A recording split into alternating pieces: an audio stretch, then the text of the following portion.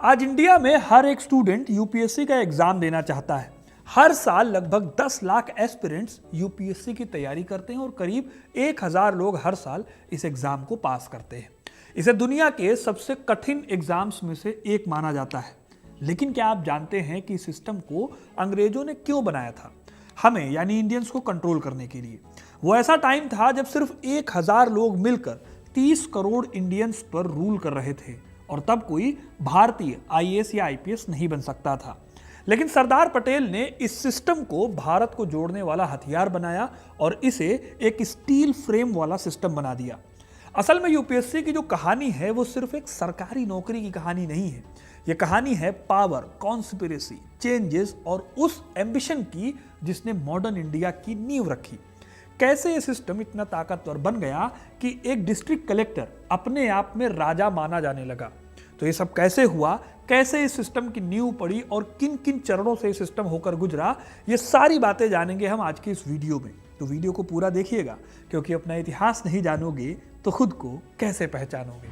दोस्तों, यूपीएससी आज भी इंडिया के सबसे टफ एग्जाम्स में से एक है। हर साल 10 लाख लोग इस एग्जाम के लिए अपीयर होते हैं या फॉर्म भरते हैं। अब यूपीएससी के लिए पढ़ते तो सब हैं, पर प्रीलिम्स वही निकालते हैं जो सही टाइम पर खुद को टेस्ट करते हैं। और सेल्फ टेस्टिंग का वो फॉर्मूला हमने एक्सपर्ट्स के साथ मिलकर महीनों की मेहनत के बाद तैयार किया है, वो भी सिर्फ आपके लिए। हिस्ट्री कनेक्ट की यूपीएससी टेस्ट सीरीज को हमने इसी पर्पस से डिजाइन किया है कि आपका प्रोकास्टिनेशन खत्म हो जाए, टाल मटोल वाली बातें ना रह जाएं। एक प्रॉपर टाइम बाउंड शेड्यूल के साथ आपको 15 टेस्ट मिलेंगे जो पूरे सिलेबस को कॉम्प्रिहेंसिव तरीके से कवर करेंगे। इसमें सिर्फ आंसर नहीं होंगे बल्कि इन डेप्थ एक्सप्लेनेशन मिलेगी आपको, जो आपको यूपीएससी माइंडसेट में ट्रेन करेगी। आपको पता है कि मैं अपने कंटेंट की क्वालिटी से कभी भी समझौता नहीं करता हूं और वही सीरियसनेस आपको इन टेस्ट पेपर्स में भी दिखेगी। अगर आप इस साल के प्रीलिम्स को लेकर सीरियस हैं और एग्जाम देना चाहते हैं तो इस टेस्ट सीरीज को मिस करना एक बड़ी गलती हो सकती है। लिंक आपको डिस्क्रिप्शन और पिन्ड कमेंट्स में मिल जाएगा, वहां जाकर टेस्ट सीरीज को ज्वाइन कीजिए और अभी तुरंत चेकआउट कीजिए। तो कहानी में आगे बढ़ते हैं। सिविल सर्विसेज की कहानी शुरू होती है साल 1600 से, जब ईस्ट इंडिया कंपनी भारत आई। उस वक्त कंपनी का असली मकसद था भारत से मुनाफा कमाना। शुरू में इस कंपनी के पास कोई ऑफिसर नहीं बल्कि फैक्टर्स हुआ करते थे। ये वो लोग थे जो इंडिया की फैक्ट्रीज में सिर्फ गोदामों का हिसाब किताब रखते थे।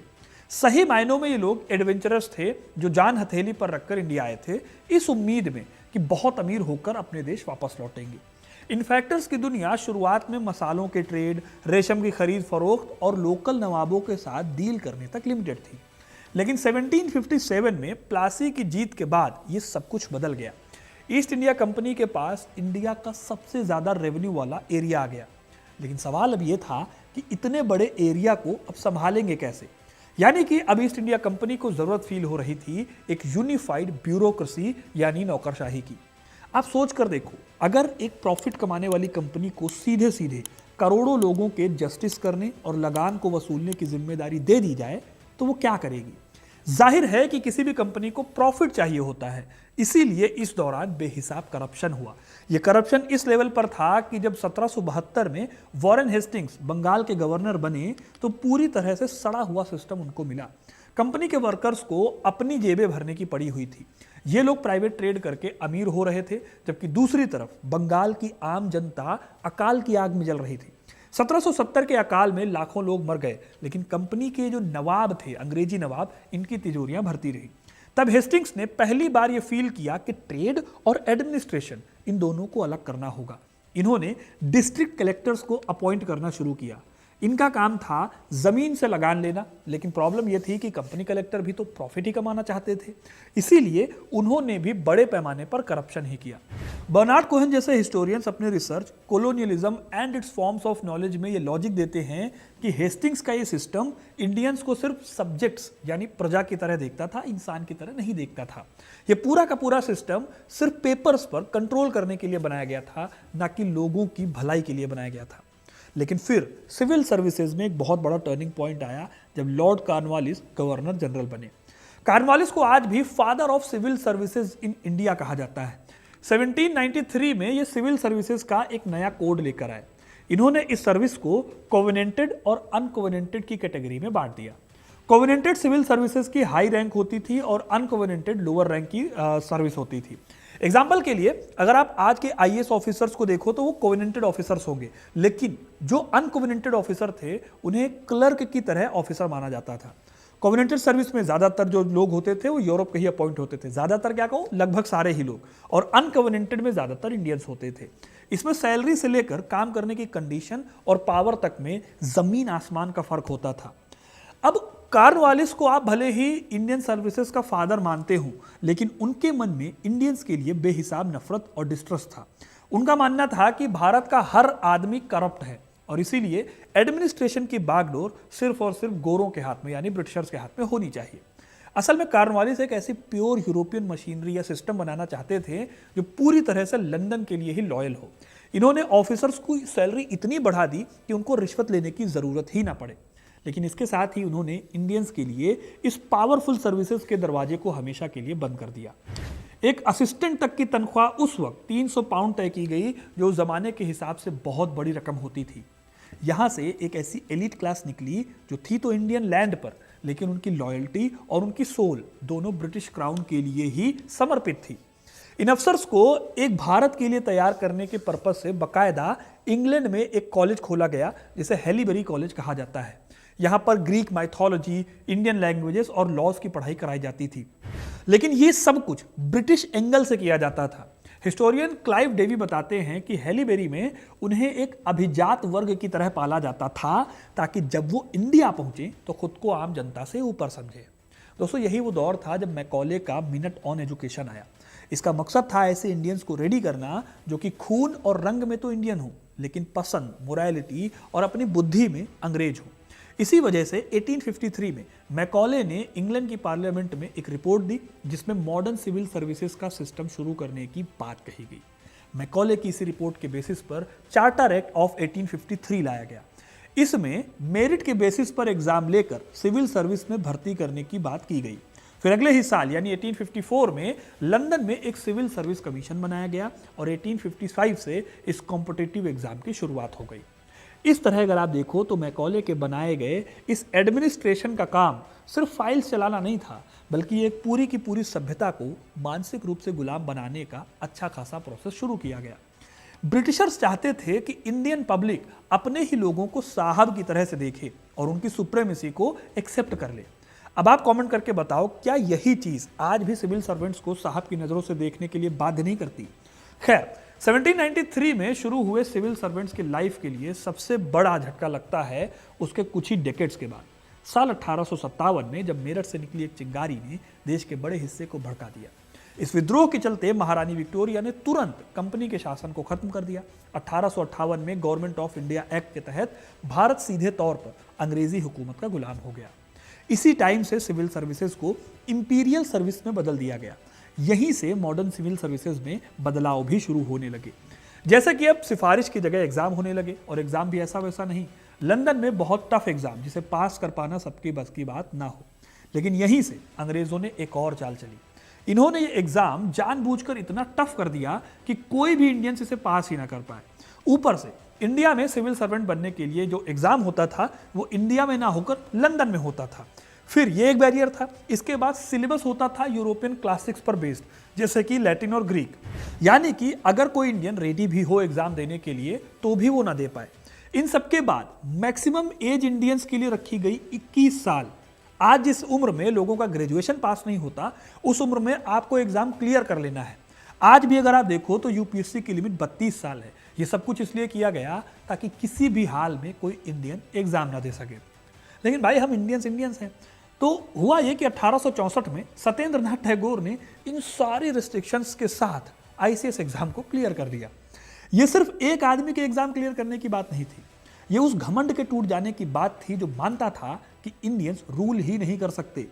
अंग्रेजों को यह बात इतनी नागवार गुजरी कि उन्होंने 1870 के दशक में मिनिमम एज को कम करके 21 से 19 कर दिया ताकि कोई और इंडियंस एग्जाम ना निकाल पाए। इसी टाइम पीरियड के दौरान सुरेंद्र नाथ बनर्जी जैसे बहुत ही टैलेंटेड लोगों को बेसिक से टेक्निकल बेसिस पर निकाल दिया गया। लेकिन ये सब चालें अब इंडियंस को भी समझ आने लगी थी। यही वो दौर था जब इंडिया के इंटेलेक्चुअल समझने लगे थे कि स्टील फ्रेम असल में अंग्रेजों को बनाया गया एक पिंजरा है। साल 1885 में जब कांग्रेस पार्टी की स्थापना हुई तो सिविल सर्विसेज में कई बदलावों की डिमांड की गई। जैसे कि एज लिमिट को बढ़ाना, एग्जाम को लंदन के साथ साथ इंडिया में भी कंडक्ट कराना। फिर इन्हीं डिमांड्स को ध्यान में रखकर 1886 में एक कमेटी बनाई गई जिसका नाम था एचिंसन कमीशन। इस कमीशन ने कहा कि इंडियंस को ज़्यादा से ज़्यादा मौका मिलना चाहिए और अगले ही साल यानी 1887 में इस कमीशन ने कोविनेटेड और इनकोविनेटेड सर्विसेज का ये सिस्टम खत्म कर दिया। इसके बाद सिविल सर्विसेज को 3 पार्ट्स में डिवाइड किया गया।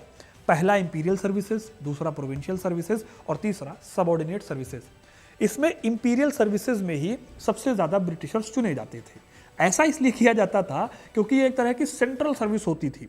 इस तरह से यहाँ पर भी अंग्रेजों ने खेला कर रखा था इंडियंस को मेन पावर से दूर रखने का।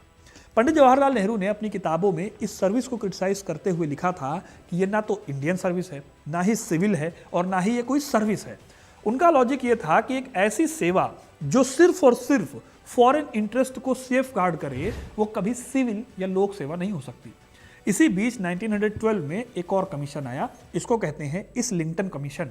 इस कमीशन ने कहा कि हायर पोस्ट पर कम से कम 25% का रिजर्वेशन इंडियंस को मिलना चाहिए और यह भी कहा गया कि भर्ती का प्रोसेस आधा इंडिया में हो और आधा ब्रिटेन में हो। इस कमीशन की बात को मानते हुए इंडियन सिविल सर्विसेज का एग्जाम लंदन के साथ साथ भारत में भी होने लगा। लंदन में exam civil service commission conduct करा रही थी, तो वहीं इंडिया में federal service commission of India बनाया गया इस एग्जाम के लिए। खैर, यह सब चल रहा था और इस बीच सिविल सर्विसेज में बदलाव की मांगों के बीच में पहला वर्ल्ड वॉर आया। पहले वर्ल्ड वॉर में ब्रिटेन वाले गुट की जीत हुई, लेकिन इस जंग से अंग्रेजों की इकोनॉमिक कमर भी टूट गई। ब्रिटिश हुकूमत के पास लोग कम पड़ गए रूल करने के लिए या एडमिनिस्ट्रेशन के लिए। तब कहीं जाकर उनको रियलाइज हुआ कि सिर्फ और सिर्फ गोरे लोगों की बदौलत इंडिया पर कंट्रोल नहीं किया जा सकता। यही वजह है कि वर्ल्ड वॉर खत्म होने के तुरंत बाद 1919 में एक बड़ा फैसला लिया गया। मॉन्टेग्यू चेम्सफोर्ड सुधारों ने 1930 तक 50% इंडियंस की भर्ती करने का लक्ष्य रखा सिविल सर्विसेज में। इसके साथ ही इंडिया में एग्जाम कराने के लिए एक पब्लिक सर्विस कमीशन बनाने की बात कही गई। इसी एक्ट के बाद ही इंपीरियल सर्विसेज के 2 हिस्से भी कर दिए गए। एक था ऑल इंडिया सर्विसेज और दूसरा था सेंट्रल सर्विसेज। अब सेंट्रल सर्विसेज में वो मैटर्स देखे जाते थे जो सीधे सीधे सेंट्रल गवर्नमेंट से जुड़े हुए थे, लेकिन अभी भी इंडियंस हायर पोस्ट पर ज़्यादा नहीं थे, ज़्यादातर अंग्रेज ही थे। इस बात पर हिस्टोरियंस मानते हैं कि ये जो कदम उठाया गया ये कोई अंग्रेजों की लिबरलिटी नहीं थी या उदारता नहीं थी, बल्कि ये उनकी मजबूरी थी। ब्रिटिश लोगों का अब आईसीएस से मोह भंग हो रहा था, क्योंकि भारत अब उनके लिए करियर वाला प्लेस नहीं था ना, उनके लिए ये एक विद्रोह की ज़मीन बन गया। इसके बाद पहली बार 1922 में इलाहाबाद में आईसीएस का एग्ज़ाम होता है। ये एग्ज़ाम अपने आप में इंडियन मिडिल क्लास के लिए किसी रेवोल्यूशन से कम नहीं था। फिर 1924 में आता है ली कमीशन, जो सिफारिश देता है कि इंडिया में भी ब्रिटेन की तरह एक सिविल सर्विस कमीशन इस्टेब्लिश होना चाहिए। इन सभी सिफारिशों की वजह से 1 अक्टूबर 1926 को पब्लिक सर्विस कमीशन इस्टेब्लिश होता है। इसके बाद 1935 के गवर्नमेंट ऑफ इंडिया एक्ट के तहत फेडरल पब्लिक सर्विस कमीशन बनाया गया और आज़ादी के बाद इसका नाम बदलकर क्या कर दिया गया, यूनियन पब्लिक सर्विस कमीशन, जिसे आज हम यूपीएससी के नाम से जानते हैं। लेकिन दोस्तों, इसके साथ ही एक और धर्म संकट भी खड़ा हुआ, जिसके बारे में आज तक किसी ने नहीं सोचा था। सवाल ये उठने लगा कि ये जो नए इंडियन ऑफिसर्स हैं ब्रिटिश हुकूमत के टाइम पर, ये क्या अपने ही लोगों के साथ जस्टिस कर पाएंगे। नए ऑफिसर्स अक्सर 2 पार्टों के बीच में फंसे होते थे। एक तरफ ब्रिटिश हुकूमत थी जो उनको पब्लिक पर जुल्म ढाने के आदेश देती थी, वहीं दूसरी तरफ उनके अपने ही परिवार के लोग या आसपास के लोग कहीं ना कहीं आज़ादी की लड़ाई लड़ रहे थे। 1942 के भारत छोड़ो आंदोलन के दौरान ये कॉन्फ्लिक्ट अपने पीक पर था। कई इंडियन ऑफिसर्स ने फाइलें गायब कर दी, क्रांतिकारियों को सीक्रेट इन्फॉर्मेशंस दी गई और इंटरनल सिस्टम को कमज़ोर करने वाले भी कई ऑफिसर थे। वहीं दूसरी तरफ कुछ लोग ऐसे भी थे जो ड्यूटी के नाम पर दमन का क्रूर हिस्सा बने रहे। यह एक ऐसा साइकोलॉजिकल स्ट्रगल था जिसमें कई सारे परिवारों को 2 हिस्सों में बांट दिया। फिर 1947 में जब देश आज़ाद हुआ तो इस एडमिनिस्ट्रेटिव ढांचे का भी चीरहरण हुआ। करीब 980 ऑफिसर्स थे इस एलीट ग्रुप में, जो भारत और पाकिस्तान के बीच बांट दिए गए।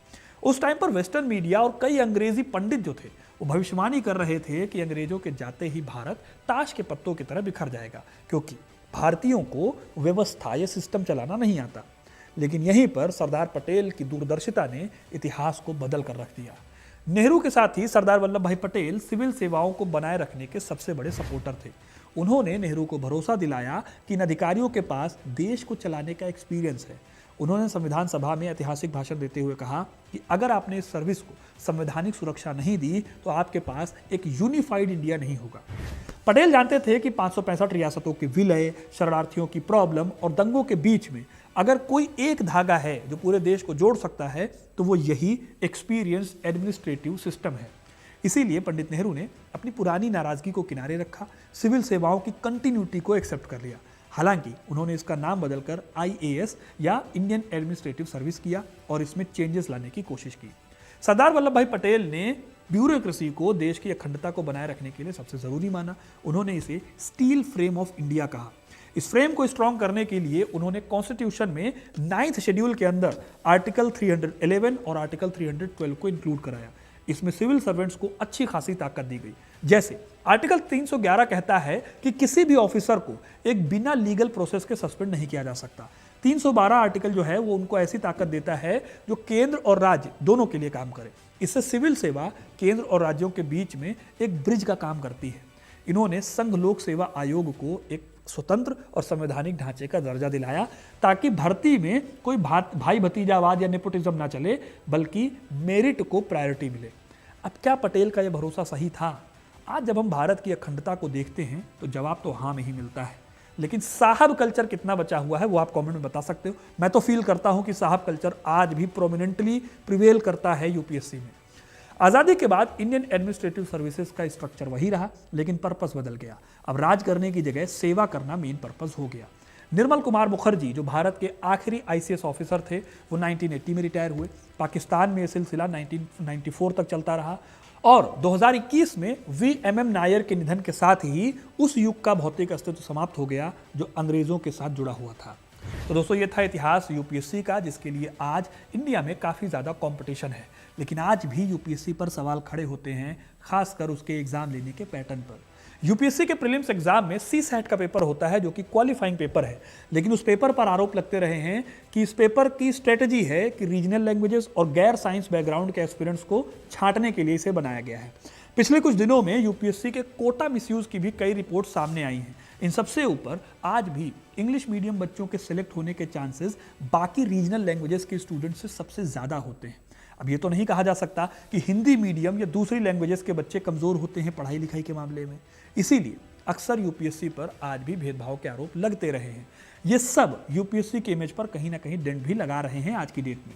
लेकिन फिर भी देश की सेवा करने का जुनून और इस सर्विस में कामयाब होने पर मिलने वाले स्टेटस के लिए आज भी इस नौकरी का क्रेज है। अगर आप देश में अच्छी सेवा करना चाहते हैं या आप देश के एक बड़ी पद पर जाना चाहते हैं तो यूपीएससी उसकी पहली सीढ़ी है इस एग्जाम को क्रैक करना। तो दोस्तों ये थी कहानी यूपीएससी की। आपको ये कहानी कैसी लगी कमेंट करके ज़रूर बताएं। अगर आप प्रीलिम्स का एग्जाम देने जा रहे हैं इस साल तो प्लीज़ यूपीएससी की टेस्ट सीरीज जो हमारी है चल रही है उसको ज़रूर ज्वाइन कीजिए, ताकि आप भी अपनी जो कैलिबर है उसको टेस्ट कर सकें और देख सकें कि कहाँ पर कमज़ोरी रह गई है, कहाँ पर आप मजबूत हैं, किन जगहों पर इंप्रूवमेंट का स्कोप है। तो टेस्ट सीरीज़ आपको डिस्क्रिप्शन में और पिन कमेंट पर मिल जाएगी, वहाँ से जाकर चेकआउट ज़रूर करें। बहुत बहुत धन्यवाद।